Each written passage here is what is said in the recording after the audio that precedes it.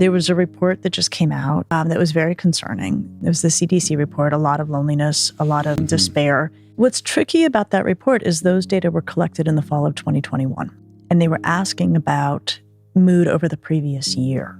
So when those data came out in February of this year, I went and actually looked at some writing I had done around that time in the fall of 2021 about where were teenagers. They were so miserable. Like as a group, they were so miserable because what was happening for them is they were starting their third school year disrupted by the pandemic. And so even kids who were going back, they were often going back in masks, which they had strong feelings about.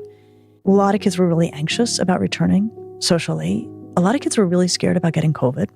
And even the kids for whom things on the surface looked really good, they were telling me they're going to take it all away. Like we're going to settle back in and it's going to all get ripped away from us again. So I'm grateful for those data because they map on to what we were seeing at the time.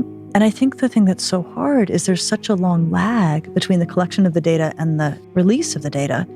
So I'm very eager to see, what we find out in a year, because in general, kids who are able to go to school and are back at school, in general, like they look pretty good. We have kids who continue to suffer tremendously, more than there were before the pandemic, but there also was suffering before the pandemic. And we have kids who, without question, were knocked off of their developmental trajectory by the pandemic. But on the whole, a lot of teenagers are looking like teenagers in the ways that I have recognized for my whole career.